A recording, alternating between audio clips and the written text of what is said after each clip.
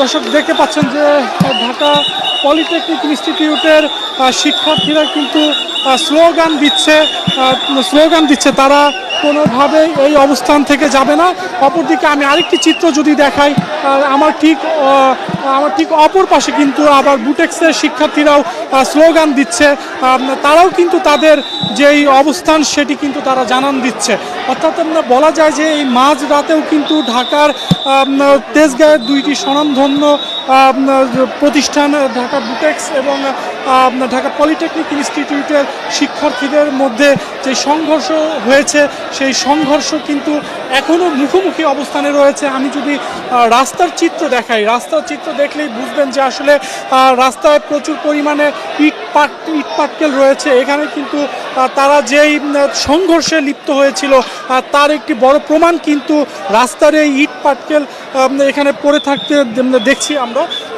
আসলে এখনও বোঝা যাচ্ছে না যে শিক্ষার্থীরা কখন নাগাদ সরবে। অপরদিকে কিন্তু আমরা কিছুক্ষণ আগেই কিন্তু বুটেক্সের শিক্ষার্থীদের সাথে কথা বললাম, তারা যেটি বললো যে তাদের একটি হল ঢাকা পলিটেকনিকের শিক্ষার্থীরা দখল করে রেখেছে, তারা সেই দখলমুক্ত হল চান এবং তাদের বেশ কয়েকজন শিক্ষার্থী সেই হলে অবস্থান করছে। তাদের অবস্থান কি তারা সেটিও বলতে পারছে না।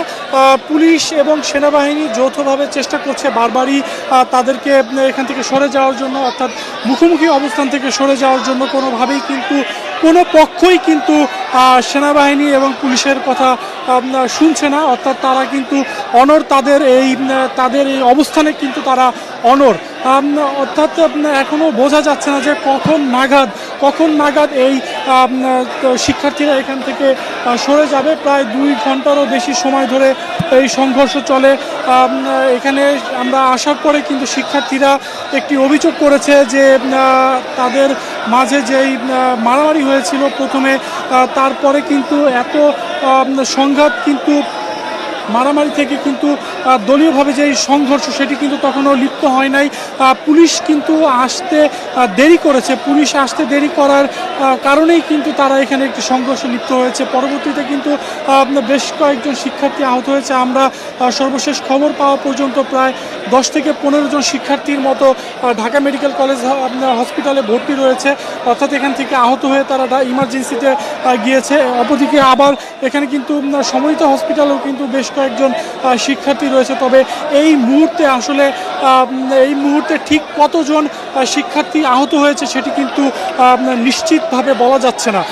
দর্শক, আমরা আছি রাজধানীর তেজগাঁয়ে ঢাকা পলিটেকনিক ইনস্টিটিউট ও বুটেক্সের শিক্ষার্থীদের মাঝে যেই সংঘর্ষ, সেই মুখোমুখি যেই সংঘর্ষ, সেই সংঘর্ষের সর্বশেষ দেখানোর চেষ্টা করছি। আপনারা দেখতে পাচ্ছেন সেনাবাহিনী এখানে এসেছে, তাদের বারবার বোঝানোর চেষ্টা করছে। অপরদিকে কিন্তু কোনো শিক্ষার্থী কিন্তু তাদের আসলে কোনো কথাই শুনছে না। আসলে ঢাকা পলিটেকনিকের শিক্ষার্থীরা বুটেক্সের শিক্ষার্থীদের সরে যেতে বলছে এই রাস্তা থেকে, আবার বুটেক্সের শিক্ষার্থীরা পলিটেকনিকের শিক্ষার্থীদের সরে যেতে বলছে। এই মুহূর্তে আসলে সেনাবাহিনী ঠিক কী পদক্ষেপ নেবে সেটি কিন্তু এখন আমরা বলতে পারছি না। তবে আমরা আপনাদের সাথে আছি, আমরা দেখানোর চেষ্টা করব সর্বশেষ আসলে কি পরিস্থিতি হয় ঢাকা বুটেক্স এবং ঢাকা পলিটেকনিক ইনস্টিটিউটের শিক্ষার্থীদের মাঝে চলা এই সংঘর্ষ।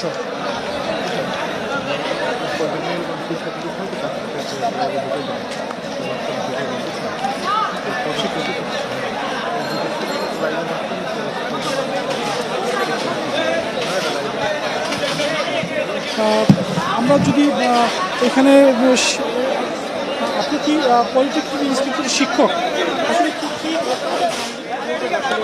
নিয়ে মাঝরাতেও ম্যাসাকার কি অবস্থা? ঘটনাটা আমরা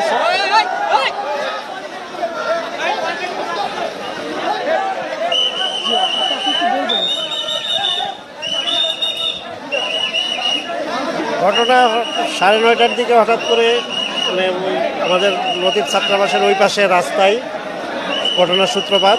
আমরা পাশে কোয়ার্টারে থাকি, অতটুকু মানে এরপরে তো গ্যাঞ্জাম চলতেছে। আমরা জি শিক্ষক শিক্ষক। তাহলে আপনার তো জানার কথা আসলে শিক্ষার্থীরা কি নিয়ে আসলে এই ঝামেলাটা, আমি দল কেন্দ্রিক হ্যাঁ আমি যতটুকু জানছি যে ওই বুটেক্সের ছাত্রলীগের সাবেক সভাপতি হলে ঢুকছিল এবং ছেলেদের সাথে বাকবিতণ্ডা হয়ে বুটেক্সের ওই মানে হলের ছেলেরা এদের পক্ষ নিছে।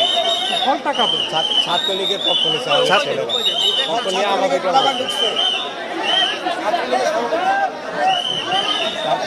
আমরা একজন শিক্ষকের সাথে কথা বলবো। আমি ডাকবাংলার স্টুডেন্ট। আচ্ছা, আপনি একটু যদি বলেন। আমরা আমাদের জ্ঞানজাম আমরা দুইবার ওদের সাথে মিউচুয়ালে গেছি।